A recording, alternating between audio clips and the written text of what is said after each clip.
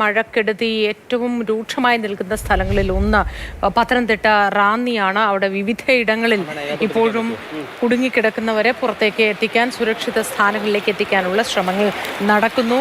കൊക്കത്തോട് നെല്ലിക്കപ്പാറയിൽ മണ്ണിടിച്ചിലുണ്ടായതായി നമുക്ക് വിവരം കിട്ടിയിട്ടുണ്ട്. അതിൻ്റെ ദൃശ്യങ്ങളും പ്രേക്ഷകരുമായി ഇപ്പോൾ പങ്കുവച്ചുകൊണ്ടിരിക്കുകയാണ്. പത്തനംതിട്ട കൊക്കത്തോട് നെല്ലിക്കപ്പാറയിലാണ് സംഭവം. നിതിൻ തോമസ് വിവരങ്ങളുമായി ചേരുന്നു. നിതിൻ തോമസ്, ജില്ലയിൽ എവിടെയൊക്കെയാണ് ഇതുവരെ മഴക്കെടുതി രൂക്ഷമായി ബാധിച്ചിട്ടുള്ളത്? വീടുകൾ തകർന്നതും മറ്റുമായ എത്ര സംഭവങ്ങൾ ഇതിനോടകം നമുക്ക് ലഭ്യമായിട്ടുണ്ട്? വിവരങ്ങൾ എന്താണ്? ഏറ്റവും രൂക്ഷമായി ബാധിച്ചിരിക്കുന്നത് ഈ റാന്നി മേഖലയിലാണ്. വെള്ളം കെട്ടി നിൽക്കുകയാണ്. ആളുകളെ ഉടനടി തന്നെ പുറത്തേക്ക് മാറ്റിയേ പറ്റത്തുള്ളൂ.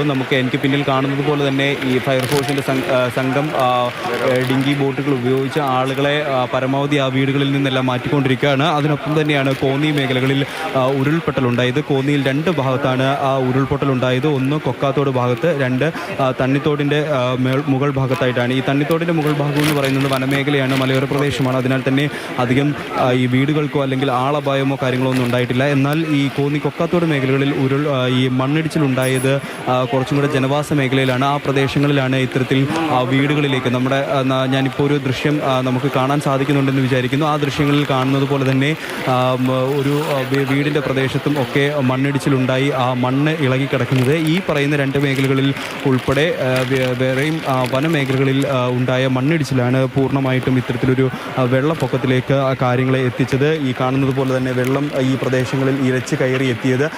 ഇവിടുത്തെ പ്രദേശവാസികളൊക്കെ പറയുന്നത് പോലെ തന്നെ 2018 ഇതിന് സമാനമായിട്ടൊരു വെള്ളപ്പൊക്കം ഉണ്ടായത്. അതിന് സമാനമായിട്ട് ഇപ്പോൾ ഇവിടെ വെള്ളം കയറിക്കൊണ്ടിരിക്കുകയാണ്. മുൻപൊക്കെ നിതിൻ കഴിഞ്ഞ മണിക്കൂറിലൊക്കെ ലൈവിൽ നിൽക്കുന്ന സമയത്ത് നിതിൻ ഇപ്പോൾ നിൽക്കുന്നതിന് പിന്നിലായുള്ള കടയിൽ കുറച്ചുകൂടി താഴെയായിരുന്നു ജലനിരപ്പ്. ഇപ്പോൾ അത് പൊങ്ങി എത്തിയിട്ടുണ്ട്. ജലനിരപ്പ് ഇപ്പോഴും ഉയർന്നുകൊണ്ടിരിക്കുകയാണല്ലേ? ജലനിരപ്പ് ഉയർന്നുകൊണ്ടിരിക്കുകയാണ്. ഓരോ നിമിഷവും ഉയർന്നുകൊണ്ടിരിക്കുകയാണ്. വനമേഖലയിൽ ശക്തമായ മഴയുണ്ട്. ആ മഴയുടെ അടിസ്ഥാനത്തിലാണ് ഈ വെള്ളം വീണ്ടും കയറിക്കൊണ്ടിരിക്കുന്നത്. അതുപോലെ തന്നെ ഈ പ്രദേശങ്ങളിലും ഇപ്പോൾ മഴ പെയ്തു തുടങ്ങുന്നുണ്ട്. ഇത്രയും നേരം മുമ്പ് മഴ മാറി നിന്നിട്ടുണ്ടായിരുന്നെങ്കിലും ഇപ്പോൾ വീണ്ടും ചെറിയ രീതിയിൽ മഴ പെയ്തു തുടങ്ങിയിട്ടുണ്ട്. ഈ വെള്ളം കയറി നിൽക്കുന്ന റാന്നി മേഖലകളിൽ മഴ പെയ്തുകൊണ്ടിരിക്കുകയാണ്.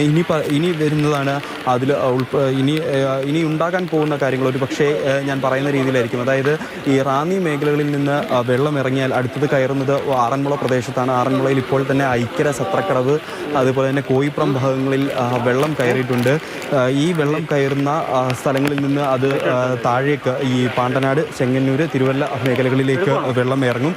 ഈ ഒരു രീതിയിലാണ് പമ്പയാറ്റിലൂടെ വെള്ളത്തിൻ്റെ ഒരു ഒഴുക്ക് എന്ന് പറയുന്നത്. അപ്പോൾ ആദ്യം പമ്പയാറ്റിൽ ഈ ഇത്തരത്തിൽ വനമേഖലകളിൽ നിന്നുള്ള മണ്ണിടിഞ്ഞ് പമ്പയാറ്റിലേക്ക് മണ്ണിറങ്ങുന്നു. അതിൽ നിന്ന് വെള്ളം റാന്നി ആദ്യ മേഖലകളായ മലയോര മേഖലകളായ റാന്നി, കോന്നി ഉൾപ്പെടെയുള്ള സ്ഥലങ്ങളിൽ ഇത്തരത്തിൽ വെള്ളം കയറുന്നു. അതിനുശേഷം പിന്നെ വരുന്ന സ്ഥലങ്ങളാണ് ഈ ആറന്മുള അല്ലെങ്കിൽ തിരുവല്ല ഏരിയ എന്ന് പറയുന്നത്. അപ്പോൾ ആറന്മുളയിൽ ഇപ്പോൾ വെള്ളം കയറി തുടങ്ങിയിരിക്കുന്നു. ഐക്യര പ്രദേശത്തും സത്രക്കടവ് പ്രദേശത്തുമൊക്കെ ആറന്മുള അമ്പലത്തിൻ്റെ ഭാഗങ്ങളിലൊക്കെ വെള്ളം കയറി തുടങ്ങുന്നുണ്ട്. അതിൽ നിന്ന് പിന്നീട് ഇനി തിരുവല്ല ഭാഗത്തേക്ക് പോകും. ആ ഒരു സമയം കൊണ്ടിട്ട് ഈ വെള്ളം ഇറങ്ങാൻ സാധിച്ചില്ലെങ്കിൽ ഇത് വലിയൊരു വെള്ളക്കെട്ടിലേക്ക് മാറും, വലിയൊരു വെള്ളപ്പൊക്കത്തിലേക്ക് മാറും, വലിയൊരു വെള്ളപ്പൊക്കം രൂക്ഷമായ സാഹചര്യത്തിലേക്ക് മാറും.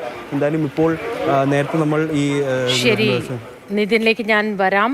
പത്തനംതിട്ട റാന്നിയിൽ നിന്നും നിതിൻ തോമസാണ് വിവരങ്ങൾ നൽകിക്കൊണ്ടിരിക്കുന്നത്.